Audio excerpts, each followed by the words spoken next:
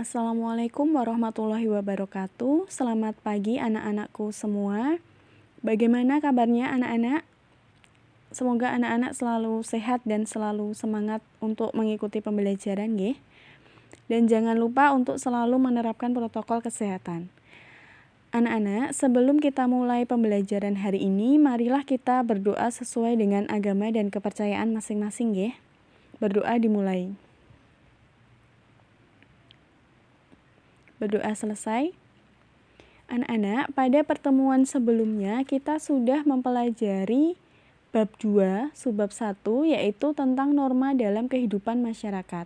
Kemarin kita sudah mempelajari, sudah berdiskusi tentang pengertian norma, kemudian tentang macam-macam norma, ada norma agama, norma kesusilaan, norma kesopanan, dan norma hukum. Kita sudah mempelajari pengertian dari masing-masing norma tersebut, kemudian sanksi dari masing-masing norma tersebut, dan juga contoh dari masing-masing norma tersebut.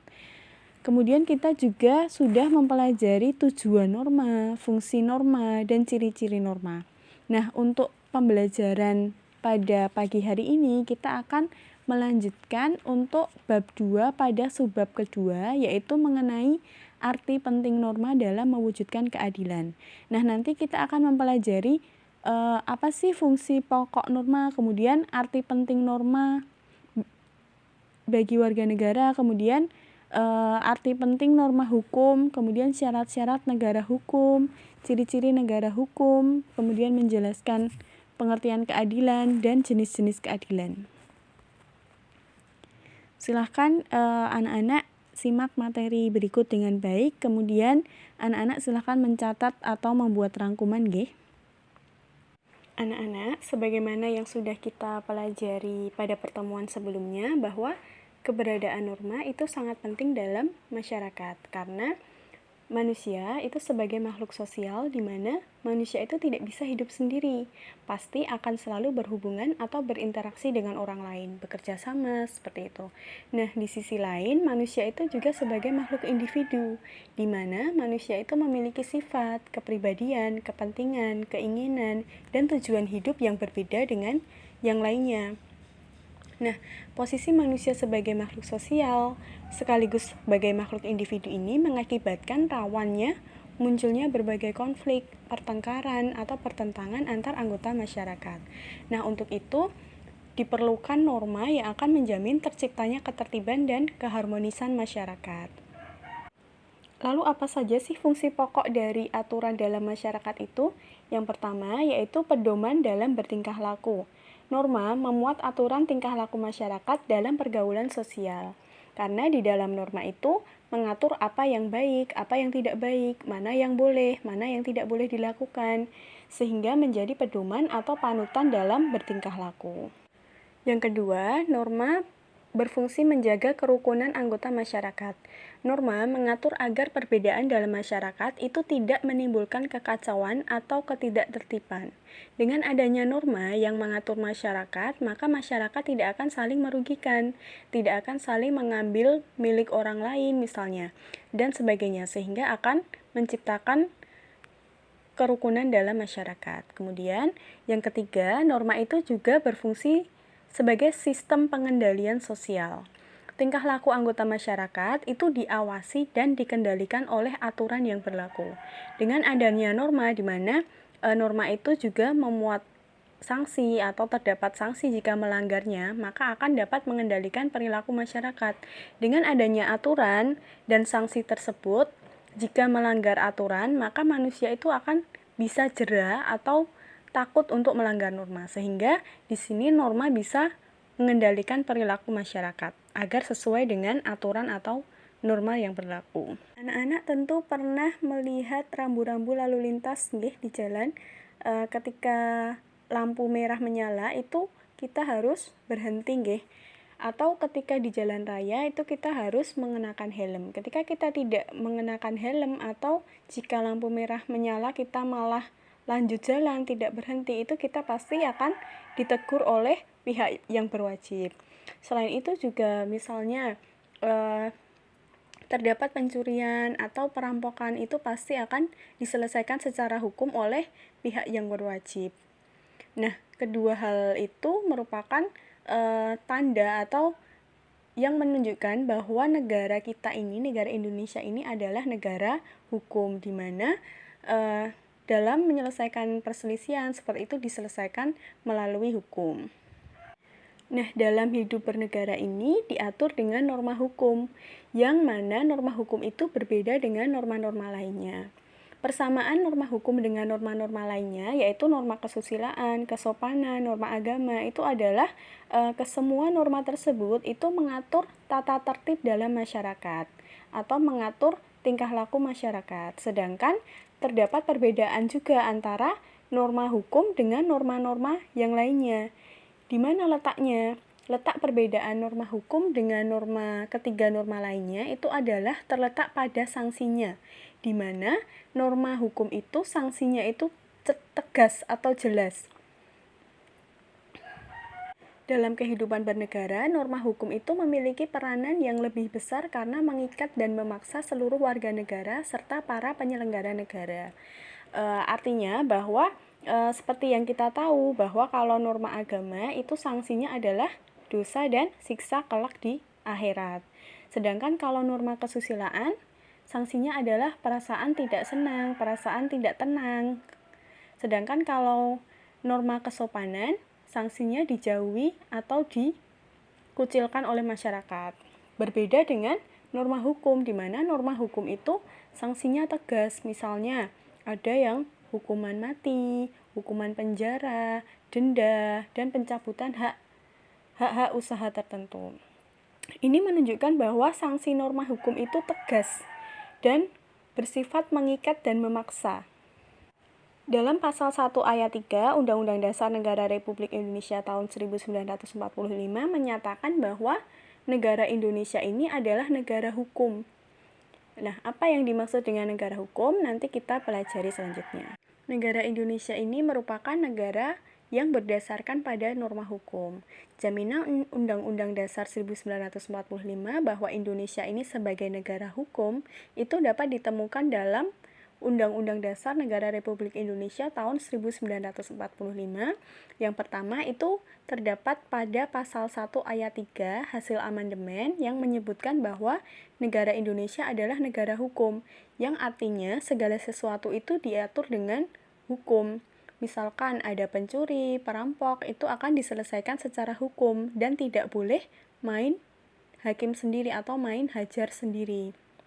Kemudian, yang kedua itu terdapat pada pasal 27 sampai dengan 34 tentang hak dan kewajiban warga negara Indonesia, di mana hak dan kewajiban itu diatur dengan hukum. Kemudian, yang ketiga, pada pasal 27 ayat 1 tentang prinsip equality before the law atau persamaan di depan hukum dan pasal lain yang disertai dengan undang-undang. Pasal 27 ayat 1 itu berbunyi bahwa segala warga negara atau semua warga negara bersamaan kedudukannya di dalam hukum dan pemerintahan dan wajib menjunjung hukum dan pemerintahan itu dengan tidak ada kecualinya. Artinya bahwa semua warga negara Indonesia ini baik pejabat, rakyat biasa, guru atau apapun, itu semua warga negara memiliki hak yang sama di depan hukum. Jadi semua wajib menaati hukum dan semua berhak untuk dilindungi secara hukum. Negara hukum itu adalah negara yang mendasarkan segala sesuatu, baik tindakan maupun pembentukan lembaga negara itu pada hukum yang tertulis atau tidak tertulis. Jadi segala hal itu diatur dengan hukum, tidak bisa seenaknya sendiri.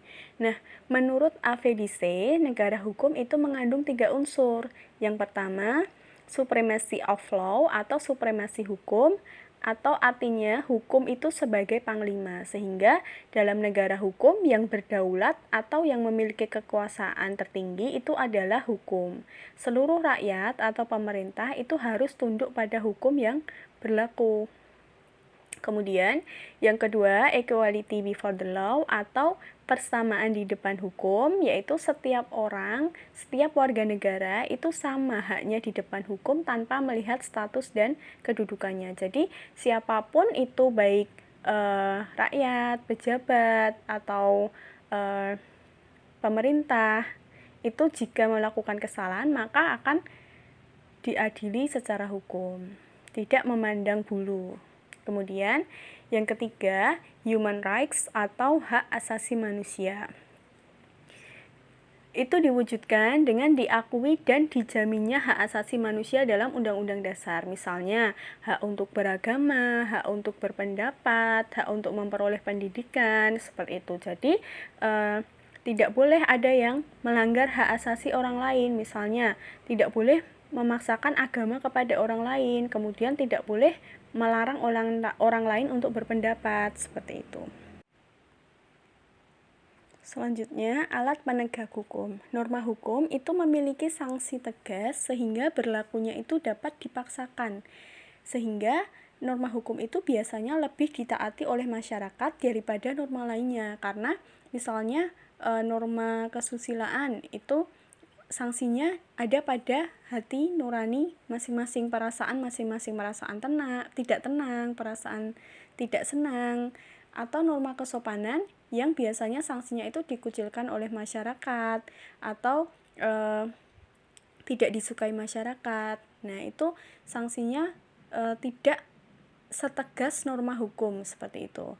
Nah, karena norma hukum ini adalah norma yang tegas, kemudian bisa dipaksakan, itu maka perlu alat-alat perlengkapan negara atau alat penegak hukum atau pihak yang berwenang untuk menegakkan hukum tersebut. Nah, siapa saja sih alat penegak hukum itu?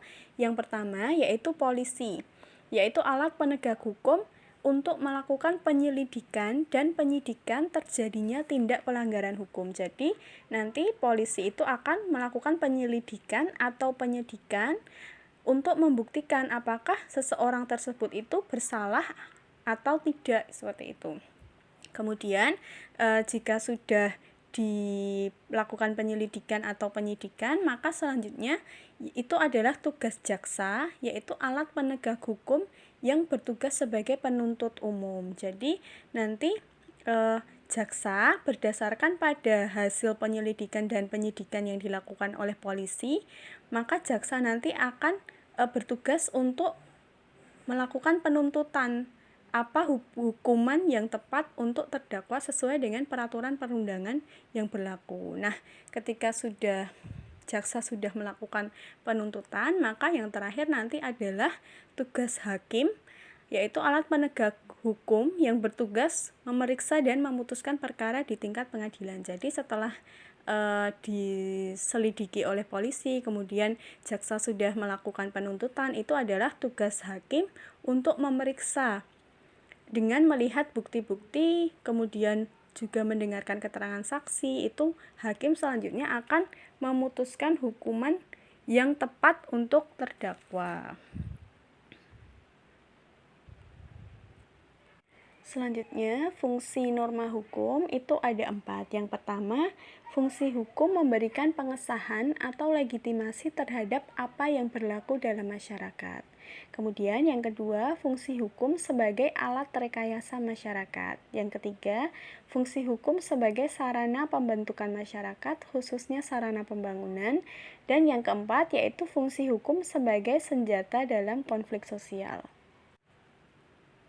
Selanjutnya yaitu tujuan hukum. Yang pertama, untuk menjaga ketertiban dalam kehidupan bermasyarakat, karena hukum itu mengatur masyarakat, sehingga masyarakat nanti akan melaksanakan sesuai aturan hukum itu, sehingga selanjutnya dapat menjaga ketertiban dalam kehidupan masyarakat. Tidak ada saling mengambil barang orang lain, tidak ada yang melanggar hak orang lain, seperti itu. Kemudian yang kedua, mewujudkan rasa keadilan dalam kehidupan masyarakat, karena dengan adanya hukum itu akan dapat menjamin keadilan, di mana jika ada orang yang bersalah maka itu akan dihukum, sehingga itu akan menimbulkan keadilan. Kemudian yang ketiga, melindungi hak asasi setiap manusia.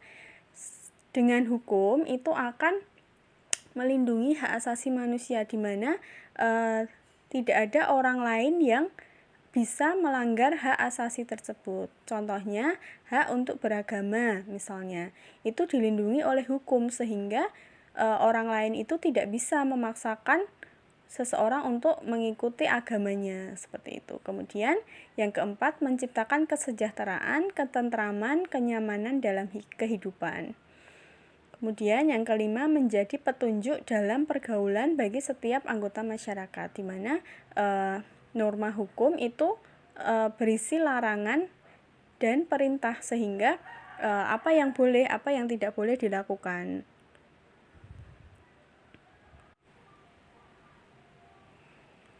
Hukum mewujudkan keadilan dalam masyarakat. Keadilan itu berasal dari kata dasar adil. Dalam Kamus Besar Bahasa Indonesia, diartikan sebagai tindakan tidak berat sebelah, sepatutnya, dan tidak sewenang-wenang. Keadilan menandaskan bahwa setiap manusia tidak boleh diperlakukan sewenang-wenang, tetapi harus diperlakukan sesuai dengan hak-haknya. Keadilan itu mengharuskan seseorang untuk memperoleh sesuatu yang menjadi haknya dan diperlakukan sebagaimana mestinya. Nah, dengan adanya hukum itu orang akan diadili sesuai dengan perbuatannya, di mana ketika orang yang bersalah, misalnya ada orang yang mencuri, maka dia akan dikenakan hukuman kurungan, sehingga itu akan adil bagi yang melakukan kesalahan maupun yang korbannya, yang sesuatunya dicuri, seperti itu. Selanjutnya, macam-macam keadilan. Ada beberapa macam keadilan. Yang pertama yaitu keadilan distributif, yaitu suatu hubungan keadilan antara negara terhadap warganya. Dalam arti, pihak negara itu wajib memenuhi keadilan dalam bentuk keadilan membagi, yang terwujud dalam kesejahteraan, bantuan, subsidi, dan kesempatan hidup bersama yang didasarkan atas hak dan kewajiban. Jadi, negara itu dalam memenuhi hak warga negaranya itu harus bersikap adil. Misalnya dalam memberikan bantuan, kemudian memberikan subsidi, itu harus adil sesuai dengan hak warga negaranya. Adil itu tidak berarti sama rata, disamakan semua, tetapi disesuaikan dengan kondisi dan haknya, di mana misalnya warga yang sudah berkecukupan, sudah kaya itu tidak perlu mendapatkan bantuan. Kemudian yang kedua, keadilan legal, yaitu hubungan keadilan antara warga negara terhadap negara. Dan pihak warga negara wajib memenuhi keadilan dalam bentuk mentaati peraturan perundang-undangan yang berlaku. Jadi ini kebalikannya dari keadilan distributif. Kalau keadilan distributif itu dari negara terhadap warganya, sedangkan kalau keadilan legal itu warga negara terhadap negara.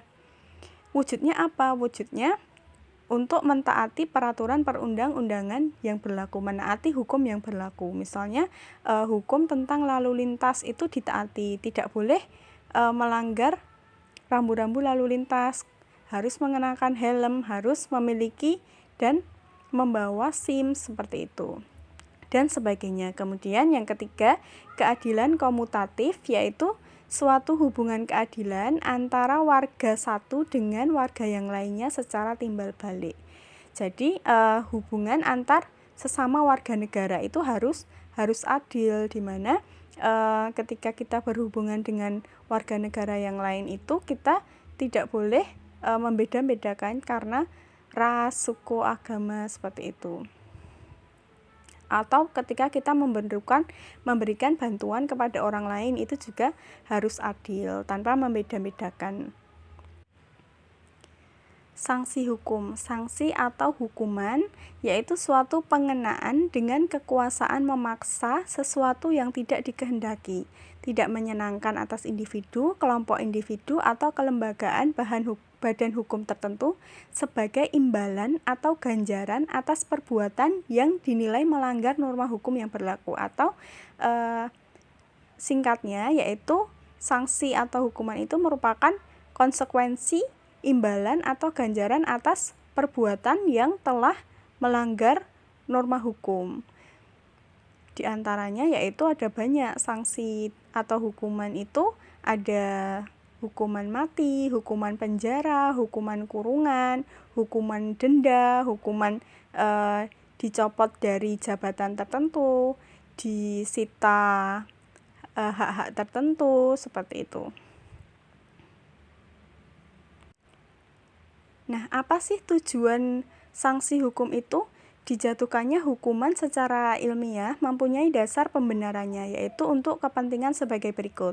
Yang pertama, pembalasan atas kesalahan atau ganjaran atas kesalahan. Kalau orang berbuat kesalahan, maka harus dihukum. Kemudian yang kedua, penjeraan baik yang bersifat untuk umum ataupun untuk pelaku. Penjeraan itu maksudnya membuat kapok sehingga dia tidak akan mengulangi kesalahan itu lagi. Penjaraan itu atau membuat jera atau kapok itu baik untuk orang yang melakukan kesalahan atau pelaku itu sendiri maupun untuk bersifat umum untuk semua masyarakat agar masyarakat itu tidak berani untuk melakukan kesalahan atau melanggar norma hukum. Kemudian yang ketiga itu untuk rehabilitasi. Kemudian yang keempat, itu menyebabkan tidak dapat lagi melakukan kesalahan. Dengan adanya sanksi itu bisa jadi dia tidak dapat lagi melakukan kesalahan. Misalnya dengan hukuman mati bagi pengedar narkoba besar. Nah, itu dengan adanya hukuman mati itu maka dia tidak dapat lagi melakukan kesalahan. Kemudian yang terakhir, mengisolasi pelaku untuk mencegahnya melakukan lagi kesalahan yang membahayakan orang lain. Misalnya orang yang mencelakai seseorang atau orang yang melakukan perampokan dan melukai orang-orang. Nah, itu kemudian diberikan hukuman, misalnya hukuman penjara bertahun-tahun. Nah, itu bisa mengisolasi pelaku atau mencegahnya melakukan lagi kesalahan